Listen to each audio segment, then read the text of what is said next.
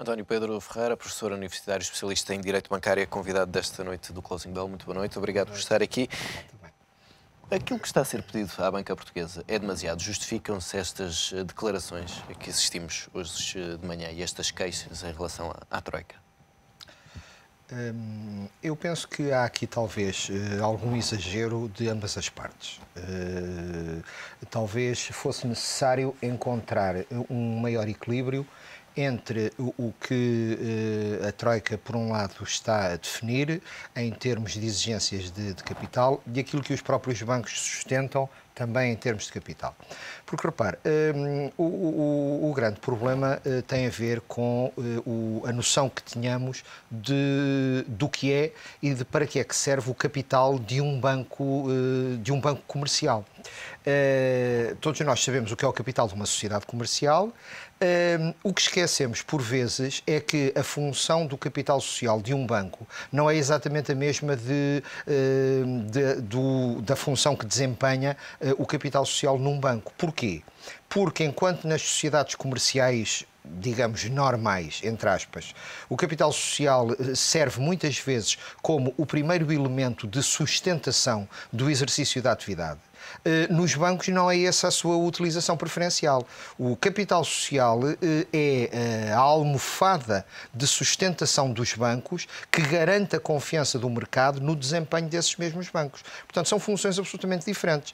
De facto, quando alguns responsáveis bancários dizem que não é o aumento do capital social que vai resolver o problema da liquidez nos bancos, têm toda a razão nesse aspecto. O problema é que, de alguma forma, e salvo o devido respeito, e salvo o erro também de apreciação que porventura esteja a fazer, o que parece estar aqui a ser esquecido é que um adequado nível de capital dos bancos garantirá com maior segurança a confiança do mercado na sustentabilidade desses bancos. E, portanto, canalizará para lá as poupanças. Só poderão regressar também ao mercado interbancário se tiverem esses rácios reforçados, não é? E se conseguirem essa confiança. Naturalmente. Agora, que se afirme que os níveis que estão a ser exigidos neste momento, no atual contexto nacional e internacional, que esses níveis sejam demasiado elevados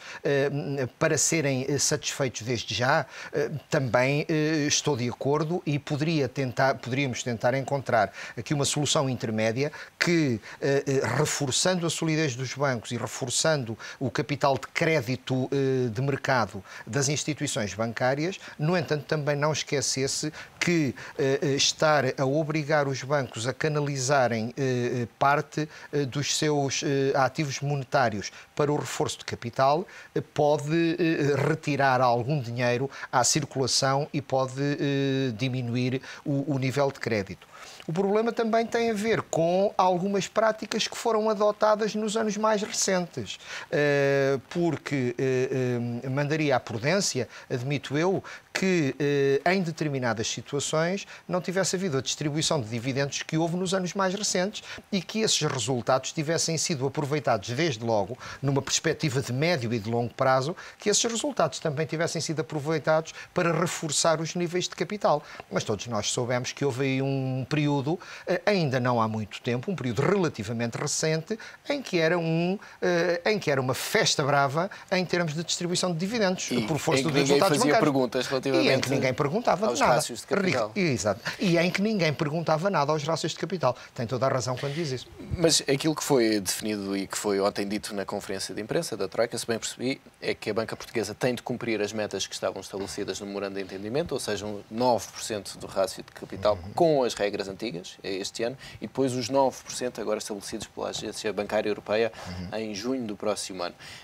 Faz sentido continuar com estas duas metas diferentes? Ou a Troika, neste caso, poderia ter abdicado da meta de 9% para este ano? Pois, aí está eventualmente uma área em que poderia eventualmente haver alguma margem de manobra que fluidificasse um pouco a manobra dos bancos neste sentido. Para já, porque não faz sentido estar num prazo tão curto a jogar com dois tipos de rácios de capital.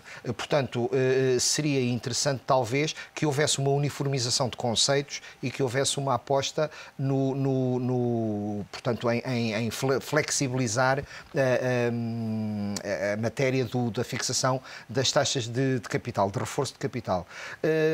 O que é facto é que isso não está a acontecer e, mais grave do que isso, é que neste momento as atenções dos mercados internacionais estão, de alguma forma, se é que já se pode fazer este tipo de afirmações, estão a começar a desviar-se das próprias dívidas soberanas, dos próprios Estados, para começarem a atacar e a intervir nas próprias instituições financeiras. Veja-se o que está a acontecer com os bancos franceses, veja-se o que está a acontecer de uma forma geral com todo o sistema bancário europeu, o que significa que, neste momento, o sistema bancário europeu não está a ser capaz de desempenhar a tarefa para que existe qualquer sistema bancário, que é de fluidificar o funcionamento da economia e de lubrificar esse mesmo funcionamento. E, aliás, a agência de rating Fitch hoje alertava para esse problema, essa questão da banca agora ser mais preocupante do que a própria dívida soberana. Exatamente. Nesse contexto, é importante que, de facto, o Banco Central Europeu tenha aqui poderes reforçados, seja para ajudar os bancos, seja para ajudar os soberanos?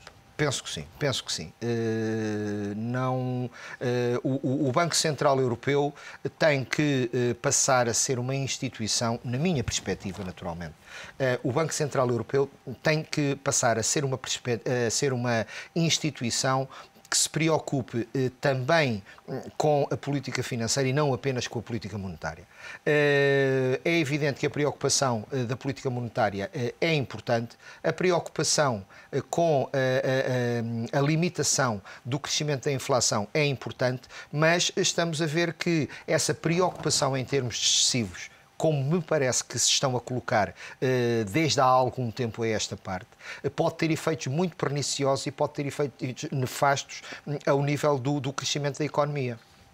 Ainda aqui há alguns dias conversávamos aqui mesmo neste mesmo fórum a propósito dos crescimentos esperados dos desempenhos económicos ao nível europeu e vê-se que todos eles apresentam perspectivas de, enfim, de alguma anemia, de uns mais do que outros, mas longe de apresentarem perspectivas de crescimentos consolidados.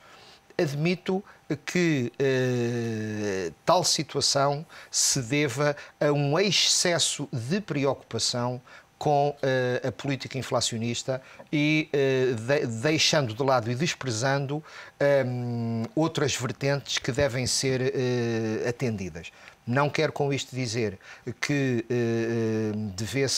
se deva avançar para crescimentos inflacionários desmesurados. O que me parece é que tem que se encontrar o equilíbrio, que até agora ainda não fomos capazes de encontrar, tem que se encontrar um equilíbrio entre o cuidado com o crescimento da inflação, mas o fornecimento dos instrumentos necessários ao crescimento da economia, que é afinal do que dependem todas estas envolventes. E têm sido avançadas várias soluções para o Banco Central Europeu ajudar a Europa.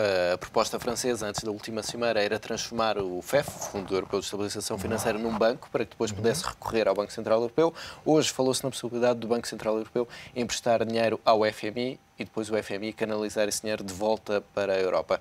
Qual seria aqui a solução mais simples, em termos legais, para não se perder muito tempo em alterações de tratados? Uma vez que para mudar os poderes do próprio BCE seria mais moroso, certamente. Vamos lá ver. Eu admito que aqui possa haver diferentes opiniões consoante a vertente de abordagem sob que analisamos o problema.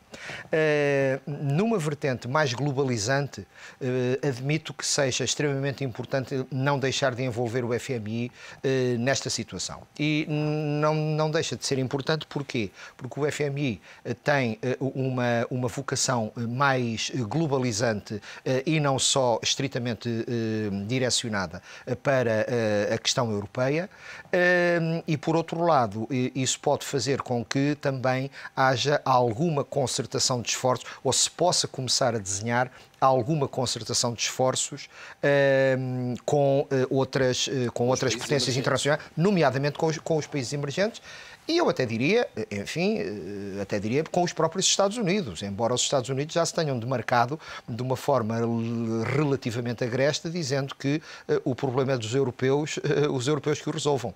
É talvez a resposta àquele célebre ministro das Finanças alemão que disse que o problema do subprime era um problema americano, os americanos que o resolvessem. Estão agora a dar o troco. Estão se calhar agora a dar o troco.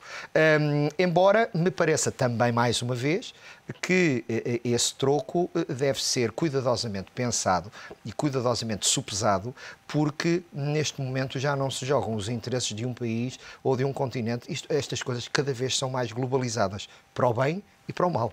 E nesta altura, na Grécia, decorrem as negociações para o envolvimento do setor privado, da banca, no chamado haircut, à dívida grega. Isto é um teste importante também para todo o sistema bancário europeu. Se não chegarem a acordo para este haircut, podemos ter aqui mais um choque sobre a banca europeia?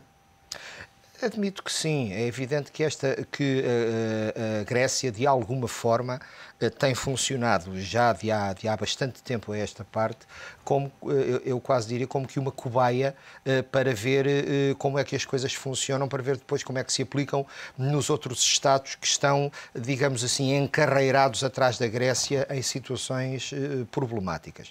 É evidente que se a contribuição da banca europeia, da banca grega, for importante e for bem construída, isso pode dar um exemplo de motivação também para as bancas dos outros países em situações de eventual necessidade. O problema é que continuamos a enfrentar alguns problemas, por exemplo, no que diz respeito ao caso português, quando verificamos, por exemplo, que um dos vetores, não o único, longe disso, mas um dos vetores que tem conduzido à situação, enfim, mais preocupante ao nível de referenciais de liquidez que a banca portuguesa apresenta, tem também muito a ver com as dificuldades de recebimento dos fornecimentos que são feitos ao setor público, nomeadamente ao setor público empresarial, ao setor empresarial do Estado. Ora bem, o que é que pretendo dizer com isto? Pretendo dizer que a questão dos haircuts e a questão das reduções da dívida, naturalmente, tem de ser posta em cima da mesa. Admito que, neste momento, já não é possível visualizar uma qualquer solução que desconsidere a hipótese de corte da dívida. A questão é que temos que ver de que maneira é que isso funciona e se essa solução absolutamente excepcional de repente não começa a transformar-se na regra e inverte todo o conjunto de valores em que assenta o sistema financeiro, de um modo geral. António Pedro Ferreira, obrigado por estas explicações e por esta presença no Closing Bell. Boa noite, foi um prazer.